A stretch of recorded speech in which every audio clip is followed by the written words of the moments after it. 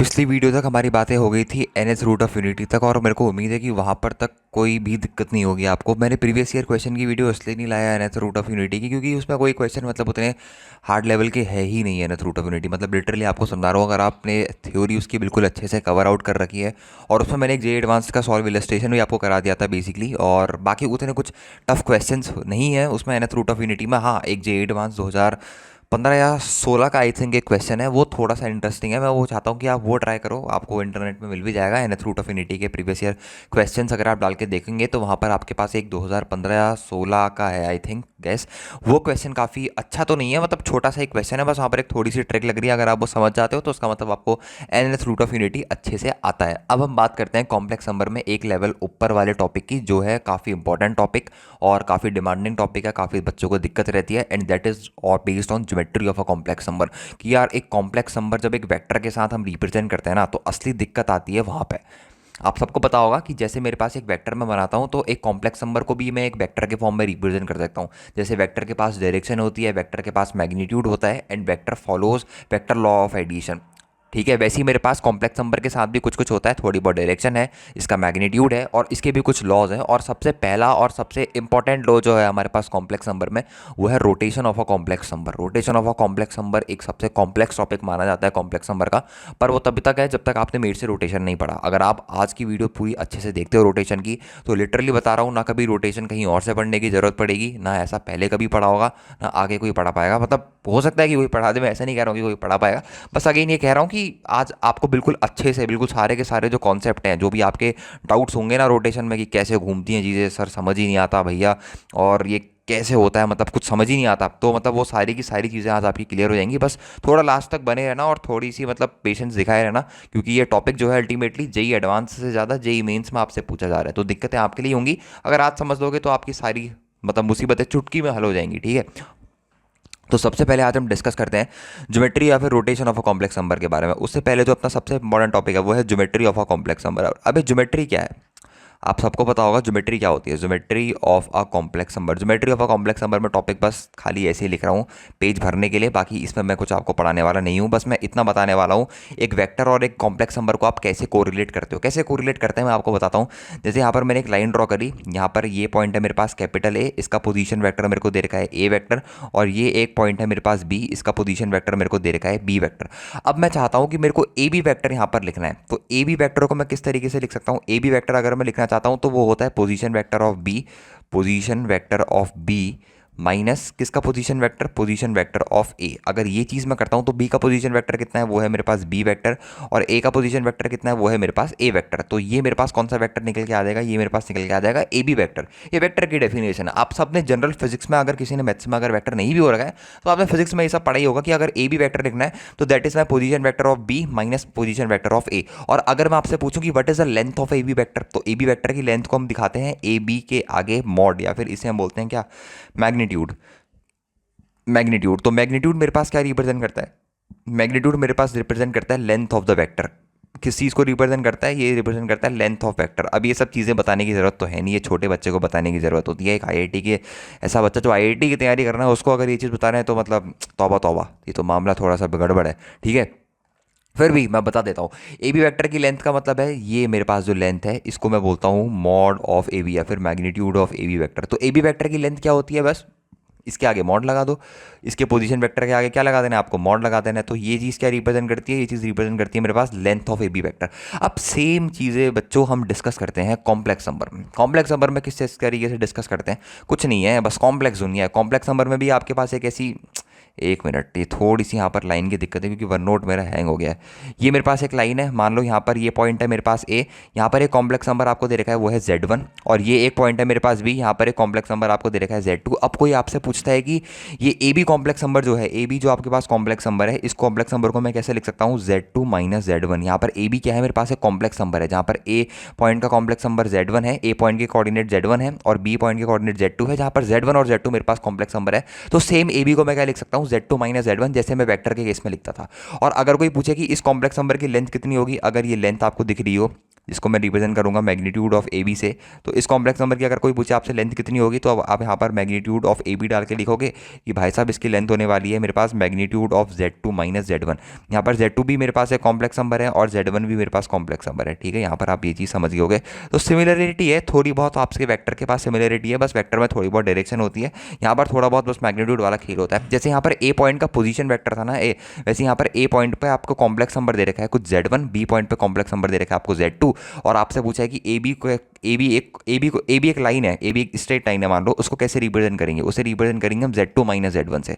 और इस A B की जो लाइन है इसकी लेंथ कितनी होगी, तो आपको बाहर से क्या लगा देना है, बस मैग्नीट्यूड लगा देना है। जैसे ही आप मैग्नीट्यूड लगाओगे तो आपके पास क्या निकल के आ जाने वाली है, जो ए बी मेरे पास कॉम्प्लेक्स नंबर है उस कॉम्प्लेक्स नंबर की लेंथ निकल के आ जाने वाली है, ठीक है। तो थोड़ी बहुत को रिलेशनशिप यहाँ से आप समझ सकते हो, बाकी इसमें आपको कुछ एक्स्ट्रा पढ़ाने की जरूरत नहीं है। और चाहे मेंस हो या एडवांस, ये चीज़ें अपन को काफ़ी ज़्यादा इंपॉर्टेंट है, और ये ओवरलैपिंग अपन को हमेशा याद रखनी है कि position vector of B minus position vector of A, जैसे सेम अपने पास कॉम्प्लेक्स नंबर भी होता है Z2 माइनस Z1, कभी भी Z1 माइनस Z2 मत करना, Z2 माइनस Z1 हमेशा से करना, ठीक है।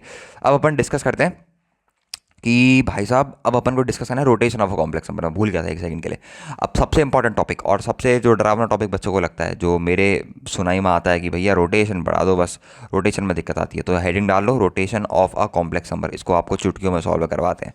अगली वीडियो में इसके न्यूमेरिकल वगैरह भी आ जाएंगे आपके पास, सारे के सारे जितने भी प्रीवियस ईयर क्वेश्चन है, क्योंकि थोड़ी दिक्कत होती है प्रीवियस ईयर क्वेश्चन ढूंढने में, ठीक है। बाकी थोड़ा टाइम लगता है और एक वीडियो लेंथी हो जाती है, तो मैं एक वीडियो में नहीं रखता थ्योरी और प्रीवियस ईयर क्वेश्चन, फिर बच्चों का मन ही नहीं करता, सीधे सोचते हैं कि क्वेश्चन में जम करते हैं। तो इससे बढ़िया ये करते हैं कि क्वेश्चंस की एक अलग ही वीडियो बनाते हैं। जैसे रोटेशन इंपॉर्टेंट टॉपिक है, स्ट्रेट लाइन इंपॉर्टेंट टॉपिक है, सर्कल से इंपॉर्टेंट टॉपिक है, तो इन सब का ऐसा काम करेंगे कि एक सेपरेट वीडियो बना लेंगे जिसके अंदर अपन बात कर रहे होंगे रोटेशन के क्वेश्चंस की, स्ट्रेट लाइन के क्वेश्चंस की, सर्कल के क्वेश्चंस की। वैसे स्ट्रेट लाइन और सर्कल के तो ज़्यादा क्वेश्चन है नहीं, पर अभी फोकस करते हैं rotation of a complex number में। तो क्या कहता है हमारे पास रोटेशन, ध्यान से समझना, एक एक चीज़ों को अपन बारीकी से समझते हुए चलेंगे। जैसे मान लो, थोड़ी देर सुनते रहो, ये मान लो ये मेरे, एक सेकंड, यहाँ पर अब ये दिक्कत होगी कि लाइन सीधी नहीं बनेगी। ये मेरे पास वाई एक्सिस है और ये मेरे पास कौन सी एक्सिस है, ये मेरे पास है एक्स एक्सिस। ध्यान से समझने की कोशिश करना, ये मेरे पास एक्स एक्सिस है और ये मेरे पास कौन सी एक्सिस है, Y axis. This is my Y axis and this is my X axis. और यहाँ पर मैं क्या कर रहा हूँ, एक सर्कल को यहाँ पर ड्रॉ कर रहा हूँ। ध्यान से समझना, बहुत इंपॉर्टेंट बातें होने वाली हैं। यहाँ पर मैं एक सर्कल को ड्रॉ कर रहा हूँ। ये सर्कल वैसे अच्छा बना नहीं है, पर समझ लेना ये सर्कल है और इसका डिस्टेंस ओरिजिन से किसी भी पॉइंट का डिस्टेंस मेरे पास सेम है, बस ये आप समझ लेना। बाकी तो आपको सर्कल की प्रॉपर्टी पता है कि सर्कमफेरेंस में कोई भी पॉइंट ले लो, उसका डिस्टेंस जो रहता है, एक सेकेंड बच्चों, एक सेकंड, थोड़ा सा एक मिनट सर्कल आपके लिए आराम से बना देते हैं, क्योंकि सर्कल अच्छा नहीं बनेगा तो फील नहीं आएगा। मान लो कि ये मेरे पास एक सर्कल है, ठीक है। अब सर्कल में क्या करता हूँ, यहाँ पर मैं कुछ पॉइंट्स ले रहा हूँ सर्कल में, ध्यान से समझना बच्चों। ये सबसे पहला पॉइंट लिया मैंने ओ है मेरे पास ऑरिजिन, यहाँ पर ओ को मान लो ऑरिजिन, यहाँ ओ को मान लो ऑरिजिन, या फिर और ये होता है मेरे पास पॉइंट ऑफ रोटेशन। क्या होता है मेरे पास, point of rotation. Point of rotation आपने ओरिजिन क्यों माना सर, वो भी अब हम बताएंगे कि हमने ओरिजिन क्यों माना है, क्योंकि केस वन है तो यहाँ पर ओरिजिन को हम क्या बोलते हैं, point of rotation. Point of rotation का मतलब वो पॉइंट जिसके अबाउट कॉम्प्लेक्स नंबर या फिर जिसके अबाउट आपका वेक्टर क्या कर रहा है, रोटेट कर रहा है। अब मान लो मेरे पास एक कॉम्प्लेक्स नंबर था ओपी, ये मेरे पास वाला पॉइंट मेरे पास पी है, पी पॉइंट का यहाँ पर कॉम्प्लेक्स नंबर है Z1। तो मेरे पास एक कॉम्प्लेक्स नंबर है Z1, या फिर आप इसको वेक्टर भी बोल सकते हो, जो आपकी मर्जी है। मैं ओपी को एक कॉम्प्लेक्स नंबर बोलता हूँ, आप वेक्टर बोलना चाहते हो वेक्टर भी बोल सकते हो। जितना ज़्यादा कोरिलेट करोगे उतना ज़्यादा चीज़ों के साथ फेमिलियर होते रहोगे। तो ओपी मेरे पास एक कॉम्प्लेक्स नंबर है जो इस समय अल्फा एंगल बना रहा है मेरे पास रियल एक्सिस या फिर एक्स एक्सिस के साथ। अब मैंने क्या करा, मैंने कहा भाई साहब उस ओपी को ना पसंद नहीं आ रहा मुझे यहाँ पे फर्स्ट क्वाड्रेंट पे, मैंने कहा इसको थोड़ा सा रोटेट करो। अब भैया ने पूछा कि कितना रोटेट करना है, हमने बोला इसको थीटा एंगल रोटेट कर दो, तो हमने इसको क्या कर दिया, थीटा एंगल रोटेट करा दिया। मान लो इसको क्यू पॉइंट पर रोटेट करा दिया, क्यू पॉइंट का कॉम्प्लेक्स नंबर है Z2। अब ओपी जो एक मेरे पास कॉम्प्लेक्स नंबर था या फिर जो वेक्टर था, इसको मैंने रोटेट करा दिया ओ क्यू वेक्टर में बाई एन एंगल, कितने एंगल से मैंने इसको रोटेट कराया, by N angle theta in anti clockwise direction. यहाँ पर एक डायरेक्शन काफ़ी इंपॉर्टेंट टर्म है, ये डायरेक्शन मेरे पास कौन सी है, एंटी क्लॉकवाइज डायरेक्शन। यहाँ पर मैंने कौन सी डायरेक्शन में रोटेट करा रखा है, ओपी वेक्टर को ओक्यू वेक्टर में एंटी क्लॉकवाइज डायरेक्शन बाया एंगल थीटा। और एंटी क्लॉक जब भी टर्म आता है वहां पर आप हमेशा पॉजिटिव लेते हो, या अपने माइंड में इस अजम्पशन को बैठा लो, ठीक है। तो मेरे पास चीजें क्या थी, एक मेरे पास ओपी वेक्टर है या फिर एक ओपी कॉम्प्लेक्स नंबर है which is at angle alpha from the X axis, जिसका आर्ग्यूमेंट मेरे पास कितना है, अल्फा है। इसको मैंने रोटेट कराया है ओक्यू वेक्टर में, जिसका आर्ग्यूमेंट कितना है, थीटा है। बाया थीटा एंगल मैंने ओ क्यू वेक्टर को रोटेट करा दिया। अब मैं आपसे पूछता हूं कि ओ तो मेरे पास ऑरिजिन है, ओ के कोऑर्डिनेट तो भाई साहब मेरे पास 0,0 है। अब मैं आपसे पूछता हूं कि ये जो मेरे पास ओपी वेक्टर है, इस ओपी को जरा मेरे को लिख के बताओ कि मतलब ओपी जो मेरे पास कॉम्प्लेक्स नंबर है, इस ओपी कॉम्प्लेक्स नंबर को मैं कैसे लिख सकता हूँ। तो जो मेरे पास ओपी कॉम्प्लेक्स नंबर है, अगर मैं इसको लिखने की कोशिश करूँ तो यहाँ पर मैं लिखूंगा अपने पास, यहाँ पर मेरे पास क्या निकल के आ जाएगा, अगर मैं ओपी को लिखना चाहूँ अपने पास तो यहाँ पर मेरे पास क्या आ जाएगा, यहाँ पर मैं लिखता हूँ मैग्नीट्यूड ऑफ ओपी। तो ओपी जो कॉम्प्लेक्स नंबर है, या फिर इसको आप सीधे सीधे जेड1 भी लिख सकते हो, ऐसा कोई पॉइंट नहीं है। आप इसको जेड1, अगर मैं ओपी जो वैक्टर है मेरे पास, इसको मैं अगर जेड1 लिख लूँ तो यहाँ पर मैग्नेट जेड1 जो वैक्टर में लिखूंगा, ये जेड1 मेरे पास किसके बराबर निकल के आ जाएगा, ये बराबर निकल के आ जाएगा मॉड्यूलस ऑफ जेड1। एक काम करते हैं यहाँ पर, बस इसका जो मैग्नीट्यूड है उसको अपन क्या ले लेते हैं, आर के बराबर। मतलब जो मेरे पास ओपी की लेंथ है और जो मेरे पास ओ क्यू वैक्टर की लेंथ है, क्योंकि ये सेम सर्कल पे लाई कर रहे हैं ना, मतलब अगर एक ही सर्कल पे लाई कर रहे हैं तो सर्कमफेरेंस से इसके सेंटर का डिस्टेंस कितना होगा, मेरे पास आर ही होगा। तो ओपी और ओ क्यू की डिस्टेंस जो होगी वो मेरे पास कितनी रहने वाली है, आर रहने वाली है। अब अगर मैं आपसे बोलूँ कि मेरे को ओपी वैक्टर लिख के बताओ, तो ओपी जो है मेरे पास कॉम्प्लेक्स नंबर, वो बेसिकली मेरे पास क्या है, वो है मेरे पास जेड1 माइनस जीरो। तो ओपी को मैं कैसे लिख सकता हूँ, ओपी को मैं कुछ इस तरीके से लिख सकता हूँ, जेड1 इंटू ये कितना एंगल पर मेरे पास इसने बना रखा है रियल एक्सिस के साथ, इसने एंगल बना रखा है ई की पावर आयोटा इंटू अल्फा, इसने मेरे पास एंगल बना रखा है। तो ओपी वेक्टर को, ओपी जो मेरे पास कॉम्प्लेक्स नंबर था, इसको मैंने क्या लिख दिया, जेड1 इंटू ई की पावर आई अल्फा। बेसिकली ये जेड1 भी लिख सकते हो या फिर आप इसको मैग्नीट्यूड ऑफ जेड1 लिख सकते हो, अल्टीमेटली सेम ही चीज़ है, क्योंकि फर्स्ट क्वाड्रेंट है तो पॉजिटिव पॉजिटिव मेरे पास रहेगा। अब मैं आपसे बोलता हूँ कि मेरे को ओ क्यू लिख के बताओ, सॉरी यहाँ पर जेड1 नहीं आएगा, एक मिनट, जब इसको मैंने आर लिख रखा है तो यहाँ पर पूरा आर ही ले लेते हैं। तो जो मैं ओपी वैक्टर को जो लिखूंगा, यहाँ पर ध्यान से समझना, ये जो ओपी वैक्टर या फिर ओपी कॉम्प्लेक्स नंबर है, तो इसको ओपी को मैं क्या लिख रहा हूँ, ओपी को मैं लिख रहा हूँ आर, या फिर ओपी छोड़ो, ओपी को अपन क्या लिख सकते हैं, ओपी को अपन जेड1 लिख सकते हैं ना। तो यहाँ पर लिखते हैं अपन magnitude of Z one is equal to R into e की पावर आयोटा इंटू अल्फा। ये मेरे पास जेड1 हो गया। सेम अगर मैं जेड2 लिखूँ, जेड2 कितना हो जाएगा, जेड2 का मैग्नीट्यूड, सॉरी मैग्नीट्यूड तो जेड2 का आर ही है, और जेड2 कितना एंगल बना रहा है, एंगल मेजर करना होता है ये एक्स एक्सिस से, तो थीटा एंगल से तो रोटेट हुआ है जेड2, पर टोटल एंगल कितना बना रहा है, वो बना रहा है ई की power iota into theta plus alpha. ये आपने दिमाग में बैठा के रखना। ये जेड1 इक्वल टू मॉड ऑफ जेड1 जेड2 है, या फिर जेड2 इक्वल टू मॉड ऑफ जेड2 है।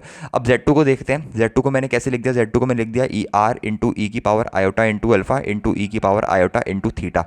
अब ये वाली जो टर्म है ये मेरे पास क्या बन गई है, ये मेरे पास जेड1 बन गई है। तो मेरे पास जेड2 इक्वल टू कितना निकल के आ गया, वो निकल के आ गया जेड1 इंटू ई की पावर आयोटा थीटा।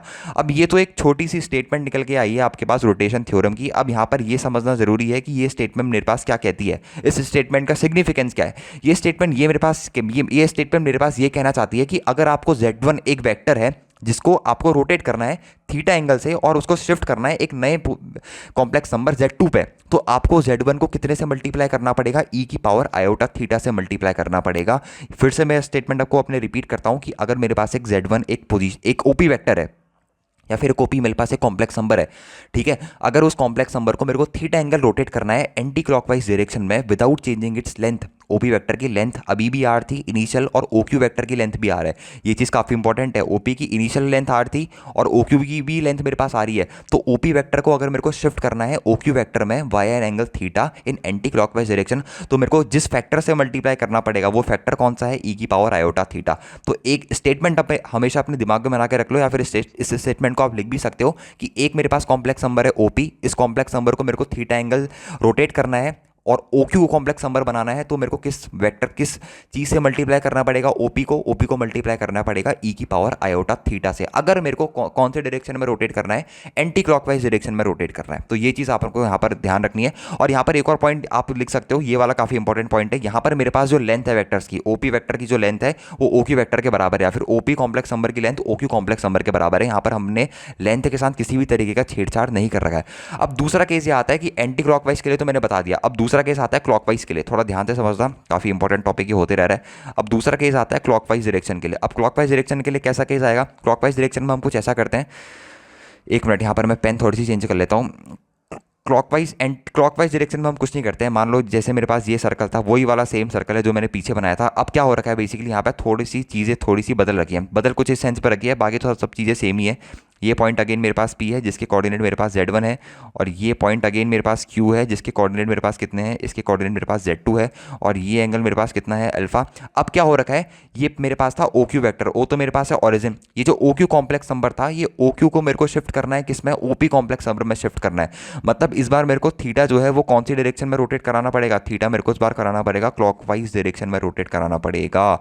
मतलब Z2 को किससे मल्टीप्लाई करूँ कि मेरे को Z1 मिल जाए, बस इतना सारी तो कॉन्सेप्ट है। मैं Z2 को किससे मल्टीप्लाई, मेरे को Z1 चाहिए, Z1 is my desired result, Z1 चाहिए मेरे को, तो Z2 को किससे मल्टीप्लाई करना पड़ेगा, Z2 को मल्टीप्लाई करना पड़ेगा किससे, ई की power iota into minus theta से। माइनस थीटा से इसलिए क्योंकि क्लॉकवाइज डायरेक्शन में रोटेट करना है, और थीटा से इसलिए मल्टीप्लाई करना पड़ेगा क्योंकि जितना एंगल आप रोटेट करवा रहे हो उतने एंगल से आपको क्या करना पड़ता है, मल्टीप्लाई करना पड़ता है। तो ये माइनस थीटा किसके लिए आ रहा है, माइनस थीटा इसलिए आ रहा है क्योंकि मेरे को कौन से डायरेक्शन में रोटेट करवाना है भैया, मेरे को रोटेट करवाना है क्लॉकवाइज डायरेक्शन में। और यहाँ पर मेरे पास क्या हो रहा है, सेम है, जो ओपी की लेंथ है वही मेरे पास ओक्यू के बराबर है और वही मेरे पास आर के बराबर है। हमने लेंथ के साथ कोई भी छेड़छाड़ नहीं करा है, हमने बोला है कि ये दोनों पॉइंट सर्कल में लाई करते हैं जिनका डिस्टेंस सर्कल के सेंटर से क्या है मेरे पास बच्चों, सेम है, and that is are units. ठीक है, तभी मैं ये कंडीशन लगा पा रहा हूँ। अगर मैं ये करता कि ओपी को ओक्यू में शिफ्ट तो कर रहा हूँ पर ओक्यू की लेंथ बाद में चेंज हो जा रही है, तो वहां पर अपन दूसरा सिनेरियो डिस्कस करेंगे। फिलहाल के लिए इतना दिमाग में अपने बैठा के रखो कि अगर क्लॉकवाइज में शिफ्टिंग हो रही है, सीधे सीधे समझो कि Z2 को Z1 में शिफ्ट करना है, तो Z2 को मल्टीप्लाई करना पड़ेगा ई की पावर आयोटा माइनस थीटा से। माइनस थीटा से इसलिए क्योंकि क्लॉकवाइज डायरेक्शन में रोटेट कर रहा है, और Z1 को अगर Z2 में रोटेट करवाना है बाय एन एंगल थीटा, तो Z1 को मल्टीप्लाई करना पड़ेगा ई की पावर आयोटा थीटा से। जिस भी कॉम्प्लेक्स नंबर को रोटेट करवा रहे हो उसको ई की पावर आयोटा थीटा से मल्टीप्लाई करना है। अगर क्लॉकवाइज में है तो नेगेटिव थीटा, अगर एंटी क्लॉकवाइज में है तो पॉजिटिव थीटा। बस इतनी सी है रोटेशन थ्योरम, सिंपल। आपको रोटेशन थ्योरम में कोई भी बकवास चीजें वगैरह वगैरह कचरा याद रखने की जरूरत नहीं है, सिंपल इतनी सी बेसिक चीजें आपको याद रखनी है।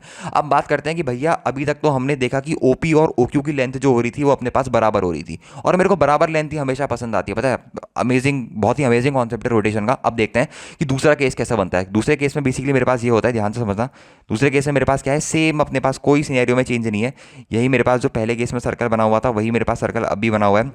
जैसे ये मान लो मेरे पास सर्कल बना हुआ है और काफ़ी घटिया सर्कल है मान सकता हूँ, और यहाँ पर पॉइंट मेरे पास है, ये पॉइंट ऑरिजिन है जिसके कोऑर्डिनेट मेरे पास है 0,0, और ये वही पॉइंट है मेरे पास P जिसके कोऑर्डिनेट है मेरे पास Z1, और ये मेरे पास है OP, एक कॉम्प्लेक्स नंबर। ठीक है, और यहाँ पर कोई कॉम्प्लेक्स नंबर है मेरे पास Q। यहाँ पर मेरे पास कौन सा पॉइंट है, Q। ये पॉइंट है मेरे पास कौन सा, Z2। अब यहाँ पर क्या हो रहा है बच्चों, ये एंगल मेरे पास अल्फा है पहले जैसा, और ये एंगल मेरे पास कितना है, ये एंगल है मेरे पास थीटा। यहाँ पर भी सेम सिनेरियो है, बस यहाँ पर एक चीज़ आपको ध्यान रखनी है, यहाँ पर जो ओपी कॉम्प्लेक्स नंबर है उसकी लेंथ बराबर नहीं है ओक्यू कॉम्प्लेक्स नंबर के, और इन दोनों की लेंथ किसके बराबर नहीं है आपके पास, आर के बराबर नहीं है। मतलब सिनेरियो यहाँ पर सेम है, यहाँ पर सिनेरियो सेम है। यहाँ पर मैं भी यहाँ पर यही कहना चाह रहा है क्वेश्चन कि ओपी वेक्टर को, ओपी कॉम्प्लेक्स नंबर को वाई एन एंगल थीटा कौन सी डायरेक्शन में रोटेट कराया गया है, वाई एन एंगल थीटा इसको रोटेट कराया गया है एंटी क्लॉकवाइज डायरेक्शन में।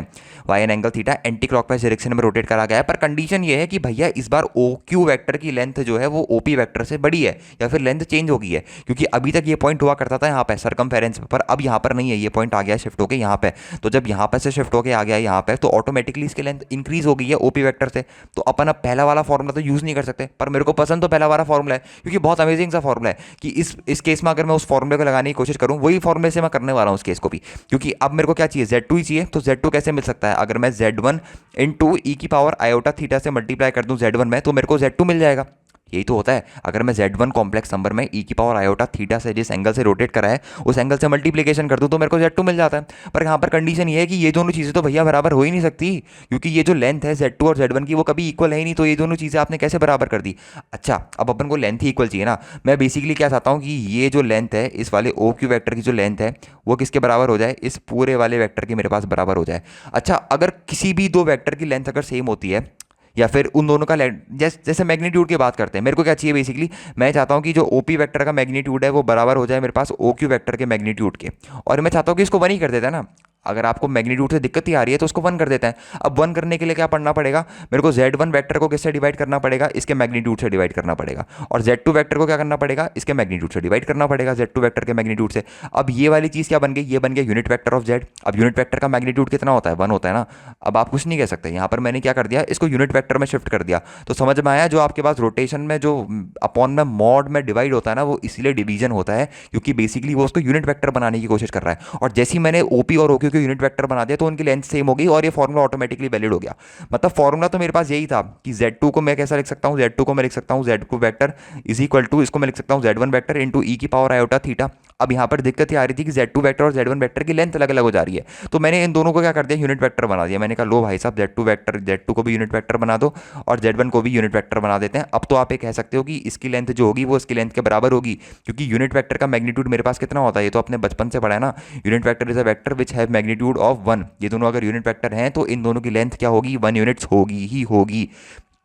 तो कॉन्सेप्ट समझ में आया कि अगर Z2 से Z1 से Z2 शिफ्ट होना है by an angle theta, if length is changing, so you have to only divide with the what, आपको किस चीज से डिवाइड करना है, मैग्नीट्यूड से डिवाइड करना है। और वैसे ही अगर मैं कहूँ कि Z2 से Z1 शिफ्ट हो रहा होता और थीटा एंगल से शिफ्ट हो रहा होता और Z1 की लेंथ बड़ी हो रही होती, तो आप क्या लिखते, तो आप लिखते Z1 is equal to Z1 upon Z1 vector, यहाँ पर लिख ही लेते ना उसको, यहाँ पर अगर लिखते, यहाँ पर अपन क्या लिखते, Z1 अपॉन Z1 का मॉड इज इक्वल टू, मैं यहाँ पर लिख रहा होता Z2 अपॉन Z2 का मॉड इंटू ई की पावर यहाँ पर लिख रहा होता आयोटा इंटू माइनस का थीटा। ये कब है, जब आप Z2 से Z1 जा रहे होते हैं और ई की थीटा एंगल पे इंक्रीज कर रहा होता, ठीक है। तो ये सिनेरियो तब के लिए है। और ये जो ऑरिजिन लिखा है ना मैंने, ऑरिजिन को हम बोलते हैं point of rotation. Point of rotation is that point about which the rotation is happening, जिसके अबाउट ये रोटेशन हो रहा है उसे, उस पॉइंट को अपन क्या बोलते हैं, पॉइंट ऑफ रोटेशन बोलते हैं। अब कई बच्चे ये कह रहे होंगे कि भैया कि हमेशा पॉसिबल नहीं है कि पॉइंट ऑफ रोटेशन ऑरिजिन हो, तो हमने भी कौन सा कहा कि हमेशा पॉसिबल है। अब वो केस तो आप खुद भी बना सकते हो ना, अपन ने आपको रोटेशन का ब्रह्मास्त्र दे दिया है। अब मान लो यहाँ पर एक पॉइंट है, इस पॉइंट को ले लेते हैं ओ, और ओ पॉइंट पे एक कॉम्प्लेक्स नंबर है जिसे हम बोल देते हैं Z0 बोल देते हैं चलो, और एक यहाँ पर मेरे पास कॉम्प्लेक्स नंबर है P जिसके कोऑर्डिनेट है मेरे पास Z1, और एक मेरे पास ये कॉम्प्लेक्स नंबर है Q जिसके कोऑर्डिनेट है मेरे पास Z2। अब मान लो कि Z1 से Z2 शिफ्ट हो रहा है मेरे पास कितने एंगल से, Z1 से Z2 शिफ्ट हो रहा है मेरे पास थीटा एंगल से। मतलब अगर मेरे को OP कॉम्प्लेक्स नंबर को OQ कॉम्प्लेक्स नंबर में शिफ्ट करना है वाया एंगल थीटा, तो मेरे को OP को किससे मल्टीप्लाई करना पड़ेगा, किससे मल्टीप्लाई करना पड़ेगा, ई की पावर आयोटा थीटा से मल्टीप्लाई करना पड़ेगा। मतलब अगर ऐसा लिखूं कि ओ क्यू वेक्टर जो है, ओ क्यू वेक्टर मेरे पास किसके बराबर होगा, ओ क्यू वेक्टर बराबर होगा ओपी वेक्टर इंटू ई की पावर आयोटा थीटा। बिल्कुल आप इस बात से सेटिस्फाई करोगे। और अगर मैं आपसे पूछूं कि ये जो ओ पी वेक्टर है इसकी लेंथ कितनी होगी, तो आपको पता है ना ओपी वेक्टर, एक ओपी को आप एक वेक्टर की तरह देखो तो इसकी लेंथ कितनी होगी, magnitude of Z1 minus Z0 होगी। और ओपी वेक्टर को आप रिप्रेजेंट कैसे करोगे, ओपी वेक्टर को रिप्रेजेंट अपन कुछ इस तरीके से करेंगे कि position vector of P minus position vector of O, तो इस तरीके से इसको रिप्रेजेंट करेंगे Z1 माइनस Z0 से। तो ओ क्यू वेक्टर को मैं क्या लिख सकता हूँ, ओ क्यू वेक्टर को मैं लिख सकता हूँ क्या, क्योंकि लेंथ भी चेंज हो रही है, तो ओ क्यू वेक्टर को मैं क्या लिखूंगा, ओ क्यू वेक्टर को मैं लिखूंगा Z2 माइनस यहाँ पर लिखूंगा Z0, और अपॉन में लिखूंगा magnitude of Z2 minus Z0 equal to OP vector को क्या लिखूंगा, ओपी वेक्टर को लिखेंगे अपन Z1 माइनस Z0, और अपॉन में लिखूंगा कितना, Z magnitude of Z1 minus Z0 into e की पावर आयोटा थीटा। यहाँ पर ये यूनिट वेक्टर क्यों आया, यूनिट वेक्टर इसलिए आया कि ये जो लेंथ है और ये वाली जो लेंथ है ना, ओ क्यू वेक्टर की जो लेंथ है, ओ क्यू वेक्टर की लेंथ कितनी है मेरे पास, ओ क्यू वेक्टर की लेंथ है मेरे पास Z2 minus Z0, length change हो रही है यहाँ पे, बस इसने ये बेईमानी कर दी कि इसने लेंथ चेंज कर दी। अगर भैया लेंथ चेंज नहीं कर रहे होते तो यहाँ पर नीचे यूनिट वेक्टर डालने की, ये जो मैग्नीट्यूड है डालने की जरूरत ही नहीं पड़ती। हमने इसको यूनिट वेक्टर में बदला ही सिर्फ इसलिए क्योंकि हम क्या चाहते हैं कि ये जो वेक्टर जब शिफ्ट हो रहे हैं तो उनकी लेंथ सेम रहे। और अगर यूनिट वेक्टर है तो यूनिट वेक्टर का मैग्नीट्यूड कितना रहता है मेरे पास, यूनिट वेक्टर का मैग्नीट्यूड रहता है 1, तो कुछ नहीं है, बस ओपी वेक्टर को शिफ्ट कर रहे हो ओक्यू वेक्टर में by an angle theta in anti clockwise direction. तो हमेशा याद रखना कि OP vector is OQ vector is equal to OP vector into e की पावर आयोटा थीटा। और ओपी वेक्टर को क्या लिखना है, यूनिट वेक्टर के टर्म्स में लिखना है, ठीक है। बस इतनी चीज़ आप हमेशा अपने दिमाग में याद रखना, और यूनिट वेक्टर के टर्म्स में इतना लिखना है क्योंकि अपन क्या चाहते हैं कि लेंथ जो है वो सेम रहे, ठीक है। तो रोटेशन के कॉन्सेप्ट बाकी कुछ भी नहीं है। आज की वीडियो वैसे काफ़ी बड़ी होगी, 20-22 मिनट की होगी, तो रोटेशन में कॉन्सेप्ट कुछ भी नहीं है। बस आपको ये दोनों जो 3-4 स्लाइड्स है ना, ये अपने दिमाग में हमेशा बैठा के रखनी है। बाकी कोई भी फॉर्मूला आप बुक में उठा के देख लो या फिर कहीं पर भी उठा के देख लो, और इसी तरीके के फॉर्मूला यूज़ कर रहे होते हैं, पर कभी एक्चुअल में बताया नहीं होता है कि रिजल्ट आए कहाँ से होते हैं, तो थोड़ी दिक्कत होती है। तो रोटेशन में इसको छोड़ के कोई भी और भी चीज़ इस्तेमाल करने की बिल्कुल जरूरत मत करना। और अगली वीडियो में हम कर रहे होंगे रोटेशन के कुछ अमेजिंग से क्वेश्चन, और एक बार कमेंट करके बता दिया करो कि वीडियो अच्छी लग भी रही है, नहीं लग रही है, कुछ कॉन्सेप्ट आपको समझ में आ रहे हैं या नहीं भी आ रहे हैं, या फिर मैं खाली पढ़ाया जा रहा हूँ। तो आज की वीडियो में इतना ही रखते हैं, मिलते हैं नेक्स्ट वीडियो में, ओके बाय।